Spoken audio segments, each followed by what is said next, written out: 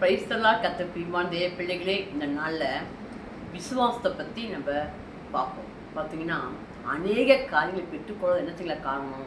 விசுவாசம் இல்லாதான் காரணம். விசுவாசி தான் நினைக்கிறேன், ஆனால் விசுவாசம் வரமாட்டேங்குதுங்க. ரெண்டு மனசு வருது. சூழ்நிலையை பார்க்குறோம், ஆண்டவரை பார்ப்போம். சூழ்நிலை ட்ரையாக இருக்கும், வனாந்திரமாக இருக்கும், இருளாக இருக்கும். பார்த்திங்கன்னா அந்த காரியம் நடக்கிறதுக்கான சூழ்நிலை இருக்காது. விசுவாசிக்க முடியாது நம்மளால். அதான் ஆண்டவர் விசுவாசம் இல்லாமல் தேவனுக்கு பிரியமாக இருப்பது கூடாத காரியமா. தேவன்கிட்ட பிரியமாக இருக்கேன்னு சொல்கிறவங்க விசுவாசம் இல்லாமல் தேவன் பிரியமாக இருக்கவே முடியாதான். அது மாத்திரமில்லை, தன் விசுவாசத்தினால் நீதிமான் பிழைப்பான்னு சொல்லப்பட்டிருக்கு. தேவன்கிட்ட பிரியமாக இருக்கணுமா, விசுவாசம் வேணுங்களாம். பிழைக்கணுமா, விசுவாசம் வேணுமா. தன் விசுவாசத்தினால் நீதிமான் பிழைப்பான்னு சொல்லப்பட்டிருக்கும். பிழைப்பே விசுவாசம் தான். அது மாத்திரம் இல்லை, இவ்வளோ வசனம் கூட பாருங்கள். ஏசாயா 7 சொல்லப்பட்டிருக்கு, நீங்கள் விசுவாசிக்காவிட்டால் நிலை நிற்க மாட்டீர்களாம். நீங்கள் விசுவாசிக்காவிட்டால் நிலைநிற்க மாட்டீங்களா. நீ நிலைநிற்கணுமா, விசுவாசிக்கணுங்களாம். பிழைக்கணுமா, விசுவாசிக்கணுங்களாம். எல்லாமே கூடணுமா, விசுவாசிக்கணும். கூடுமா, விசுவாசி எல்லாம் கூடுமா ஆண்டவர் சொல்றார்.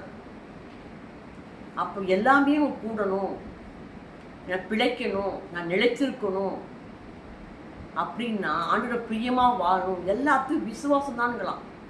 அந்த விசுவாசத்தை பாருங்கள். ஒரு தகப்பன் வந்து ஆண்டவர்கிட்ட கேட்குற, ஆண்டவரே என் பிள்ளை இந்த மாதிரி முடியாமல் இருக்குது, குணமாக்கணும் போது ஆண்டவர் கேட்குறாரு, ஏதாவது செய்ய முடிஞ்சால் செய்யுங்க அப்படின்னு அவர் கேட்குறான். அப்போ ஆண்டவர் சொல்கிறார், அப்படிலாம் கேட்காத, என்னை விசுவாசியான்னு கேட்குறாரு. நீ விசுவாசா குழு, விசுவாசம் எல்லாம் குழு சொல்கிறான். அப்போ அந்த தகப்பன் சொல்கிறாரு, ஆண்டவரே நீ சொல்கிறது சத்தம் போட்டு கத்துறாரு, எனக்கு அவ்விசுவாசம் நீ உதவி செய்யுங்கன்னு கேட்குறாரு. அந்த அவ்விசுவாசம் தான் அந்த ஆசீர்வாதம் தடையாக இருக்குது அவருக்கு. இந்த நாள் அவங்க ஆசீர்வாதம் தடை இருக்கிறீங்களா? அவ்விசுவாசம் தான். சிஸ்டர், அவ்விசுவாசம் தான் நீங்கள் சொல்கிறீங்க, கரெக்டு தான்.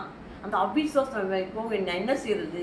விசுவாசிக்கதான் எனக்கு ஆசை, விசுவாசம் வரமாட்டேங்குதே, என் சூழ்நிலை அந்த மாதிரி இருக்குதே, என் நெருக்கம் அந்த மாதிரி இருக்குதே, பிரச்சனையை பார்த்தா எனக்கு விசுவாசம் வரமாட்டேதே அப்படின்னு சொல்கிறீங்களா?